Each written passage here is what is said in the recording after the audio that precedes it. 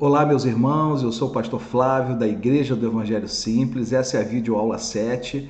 Hoje estreando um cenário diferente, espero que você goste. Vamos falar hoje da Igreja de Laodiceia. Apocalipse, no capítulo 3, no verso 14 a 22, são as páginas 17 e 18 da apostila. Falando um pouquinho da cidade de Laodiceia, ela ficava situada a 130 quilômetros a leste de Éfeso. E próximo a essa cidade de Laodiceia ficavam duas cidades importantes no contexto do relato da carta de Laodiceia. A cidade de Colossos, que era conhecida como uma fonte de águas frias, e a cidade de Hierápolis, que era conhecida como uma fonte de águas quentes. E essa cidade de Laodiceia, ela tinha um problema sério de abastecimento de água. O aqueduto que trazia água para essa cidade trazia um pouco da água fria de Colossos e um pouco da água quente de Hierápolis. Por isso, a água de Laodiceia era uma água morna, portanto, era uma água imprópria para consumo e causava vômito nas pessoas. É importante essa informação histórica porque isso tem a ver com algumas coisas que Jesus fala a essa igreja. Essa cidade também, ela tinha característica de ser a cidade mais rica da Ásia Menor. Era uma cidade materialmente muito bem abastecida. Havia três principais áreas. A área bancária, era um sistema bancário muito forte nessa cidade. Essa cidade tinha também a fabricação da lã, uma lã especial, e era conhecido no mundo inteiro pelos tecidos, pelas roupas, etc. E também famosa pela produção de um pó frígio que gerava o colírio para os olhos, o famoso colírio da cidade de Laodiceia. Bem, essa igreja não recebeu elogios de Jesus, assim como a igreja de Sardes recebeu uma crítica. E a crítica à igreja de Laodiceia é porque era uma igreja morna. Essa era a crítica. Acompanhe comigo no verso 16. Assim, porque és morno e nem és quente nem frio, estou a ponto de vomitar-te da minha boca. Jesus, ele usou o problema de abastecimento da cidade de Laodiceia para comunicar uma exortação à igreja de Laodiceia. Ele mostrou para essa igreja que a situação espiritual dos crentes de Laodiceia era uma situação de mornidão. A situação espiritual, o comportamento dos crentes de Laodiceia era tão repugnante para Jesus que Jesus sentia vontade de vomitá-los da sua boca. É importante a gente entender que Jesus aqui, ele não fala de vomitar pessoas, mas ele fala em vomitar o comportamento das pessoas. Jesus, ele nunca odeia pessoas, ele nunca vomita pessoas. Jesus ama pessoas. O que ele odeia e o que ele abomina são comportamentos, são obras equivocadas. Tanto é que no verso 16 fala isso. Eu estou a ponto de vomitar-te da minha boca. Na verdade, aquele comportamento, sim, era um comportamento reprovável. Eu fico logo pensando dos crentes da atualidade. Hoje a gente está vivendo uma geração mimimi, né? Não se pode falar nada, qualquer palavra de exortação, qualquer palavra um pouquinho mais dura, os crentes saem da igreja, ficam revoltados, ficam tristes com o pastor, e, enfim, parece que a gente vive uma geração que só quer ouvir palavrinha de paz e amor. Mas a Bíblia não é só palavrinhas de paz e amor. A Bíblia tem palavras de consolo, palavras de conforto, palavras que realmente nos motivam. Mas a Bíblia também tem palavras de exortação, palavras duras como essa, né? E aqui Jesus, ele diz claramente para os crentes de Laodiceia que assim como as águas eram intragáveis e eram impróprias para consumo, o comportamento daqueles crentes também era para Jesus intragável, era impróprio. Mas nós agora temos que pensar o que na verdade Jesus está se referindo. O primeiro problema que causava de fato repugnância em Jesus, né, a ponto de Jesus falar, estou a ponto de vomitar-te, Jesus realmente não tolerava, era que esses crentes ficavam em cima do muro. Veja comigo no verso 15.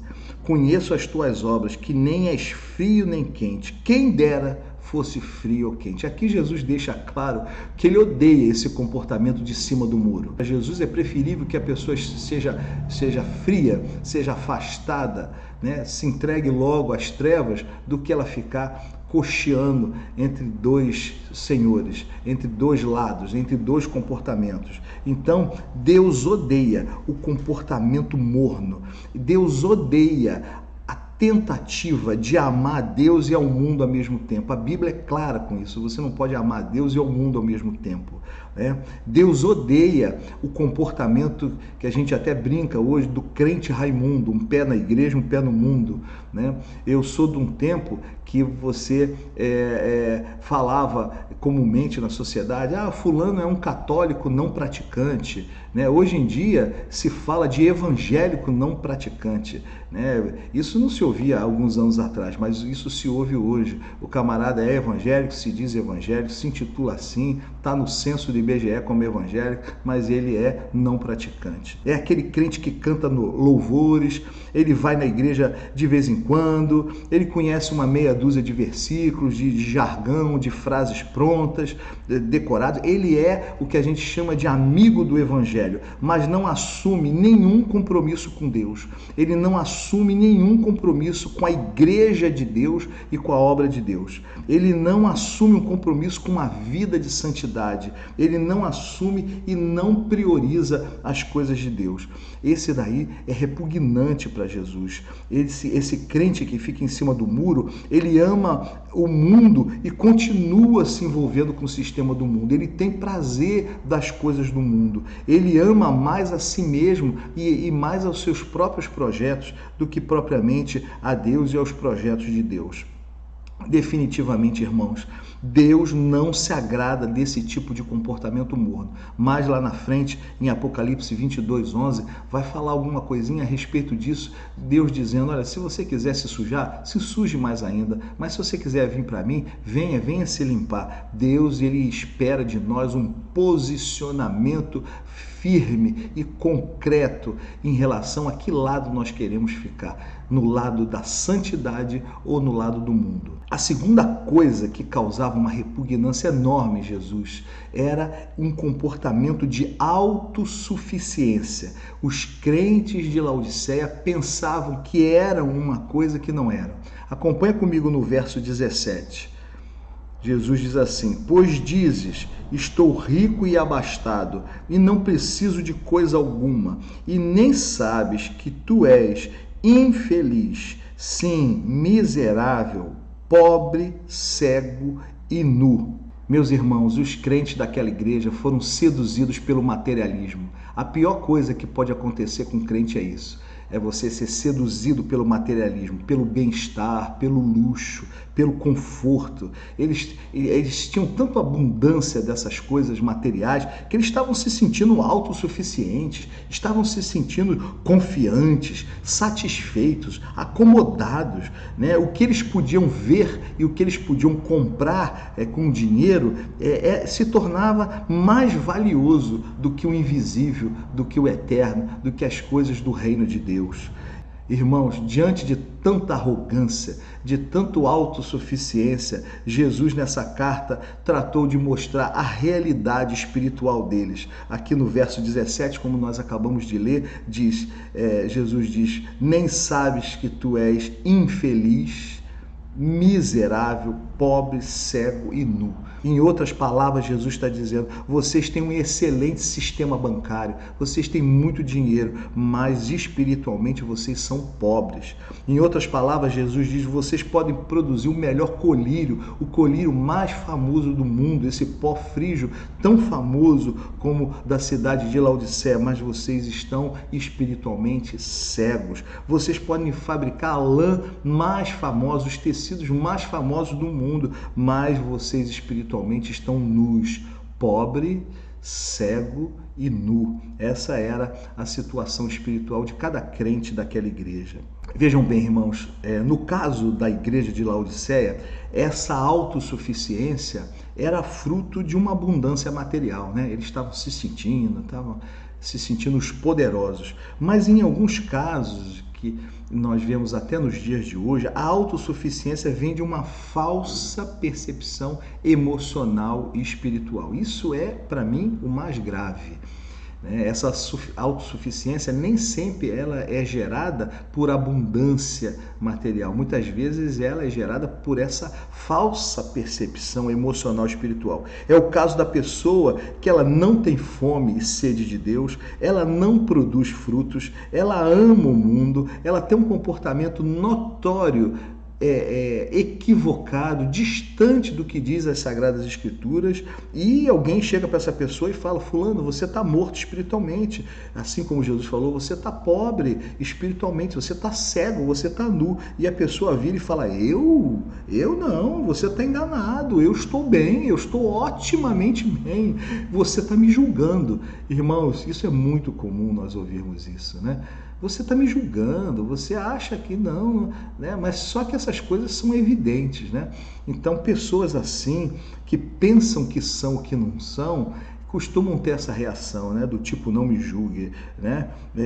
O fato de eu não estar indo na igreja não significa nada, eu estou bem com Deus, eu na minha casa. Então, enfim, irmãos, são comportamentos muito comuns que nós vemos no dia de hoje. Muita gente pensando que vê, mas que está cega, pensando que está vestido com as vestes espirituais, está nu, e muita gente pensando que é rico espiritualmente, mas na verdade é pobre.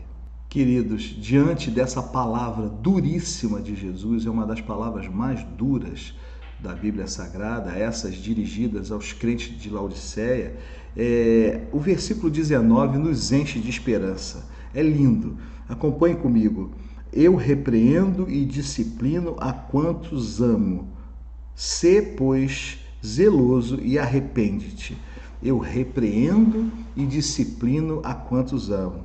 Você poderia pensar assim: mas como assim? Como é que Deus diz que ama aquela pessoa que ele acabou de dizer que vomita? Veja bem, irmãos, Deus, eu já falei aqui, ele não vomita pessoas, ele vomita o comportamento das pessoas, as obras das pessoas. E a igreja, ela não pode engolir quem Deus vomita, não é verdade? Eu já falei outro dia, quando eu falei isso, as pessoas se escandalizaram. A igreja não pode engolir quem Deus vomita, né? Mas não é que você vai engolir a pessoa, você não pode engolir um comportamento de uma pessoa que desagrada a Deus, né? Isso eu já falei em outros vídeos passados, que é o pecado da omissão, da vista grossa, enfim, diante da mundanização da igreja. Isso nos acende uma esperança, né? Que Deus, ele tem um plano para o pecador.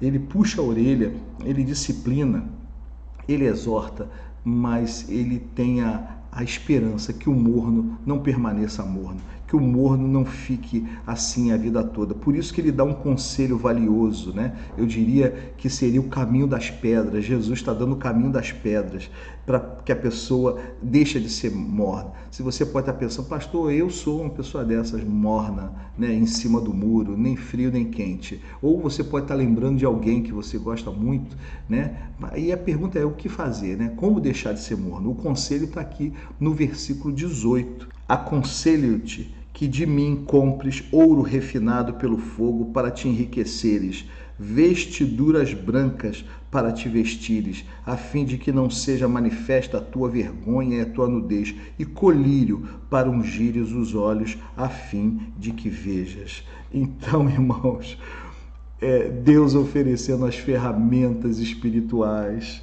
né? Quando Jesus fala: eu aconselho que de mim compres ouro refinado, Jesus está dizendo: não vai pensar que o dinheiro, né, a prata, vai resolver o teu problema. Você precisa comprar um tesouro espiritual. Esse sim é o que você precisa. Não pensa que as roupas bonitas vai melhorar a tua aparência, isso vai mudar alguma coisa, né? Você precisa de vestes espirituais. Não pensa que esse colírio vai fazer você enxergar melhor. A visão espiritual apurada é o Espírito Santo que dá. Por isso que ele fala: compra de mim, vem comprar o ouro, vem comprar as vestes, vem comprar o colírio, né? A presença de Jesus é que fará você ser transformado. Não é o dinheiro que vai te fazer mais rico, não é o óculos que vai fazer você ver, não são as roupas que vão deixar você mais bonito, é a presença de Jesus que vai transformar a sua vida, que vai fazer você deixar de ser morno e passar a ser crente. É a presença de Jesus que vai fazer você mais bonito por dentro e você vai brilhar. Quando a gente é bonito por dentro, isso aí ele vem repercutindo no lado exterior. Muita gente equivocadamente, primeiro quer mudar o lado de fora, né? Quer mudar o corpo, para depois mudar a alma, para depois mudar o espírito. Isso é um equívoco. Você tem que começar a grande mudança na tua vida por dentro. Primeiro o espírito. E se o teu espírito estiver bom, ajustado com as coisas de Deus, isso vai repercutir na sua alma, ou seja, na sua mente e no seu coração. E a mente e o coração, se estiverem bons, se os seus pensamentos e sentimentos estiverem bons, isso vai refletir no seu corpo. Você vai ficar bonito, você vai ficar bonita. É lindo como essa carta termina. Termina com uma palavra, com um convite de Jesus no verso 20. Acompanha comigo. Eis que estou à porta e bato. Se alguém ouvir a minha voz e abrir a porta, entrarei em sua casa e cearei com ele e ele comigo. Esse convite maravilhoso. Jesus é um gentleman, Jesus ele é muito educado, quanta gentileza, quanto amor. Ele não arromba a porta dos nossos corações, ele não arromba a porta das nossas mentes, ele entra quando a gente deixa ele entrar. Ele poderia entrar, porque ele é um Deus soberano, não há limites para o nosso Deus agir, mas ele nos respeita, ele respeita a vontade, o querer, o desejo, ele está à porta, ele bate, ele fala na nossa alma, ele fala nas nossas mentes e corações. Nós precisamos ouvir essa voz e abrir. Não é Deus que vai abrir a porta da nossa mente e do nosso coração. Nós que precisamos abrir. Ele pode abrir, mas ele não quer abrir. Ele quer que a gente abra para ele entrar. Imagina só esse convite maravilhoso. O Deus soberano, Criador do universo, poderoso, todo-poderoso, né? Ele mesmo assim se coloca de forma humilde, educada, batendo na porta do nosso coração, esperando que o pecador se arrependa. A recompensa não poderia ser outra, né? O verso 21 diz: ao vencedor dar-lhe-ei sentar-me comigo no meu trono, assim como também eu venci e me sentei com meu Pai no seu trono. Irmãos, isso demonstra intimidade, né? Só senta no trono do rei quem é íntimo. Quem não é íntimo do rei não senta no trono. Deus ele quer nos chamar para essa intimidade. Agora, a intimidade com Deus começa aqui na terra. Se você é íntimo aqui na terra, você vai ser íntimo no céu. Se você não tem intimidade aqui, dificilmente você vai sentar no trono de Deus. Que Deus ele abençoe a sua vida. Espero que você tenha gostado dessa videoaula. Peço que você curta o canal, curta o vídeo, ative o sininho de notificação, compartilhe com os amigos o curso, de Apocalipse. Vamos chamar os amigos para participarem conosco. Deus abençoe a sua vida.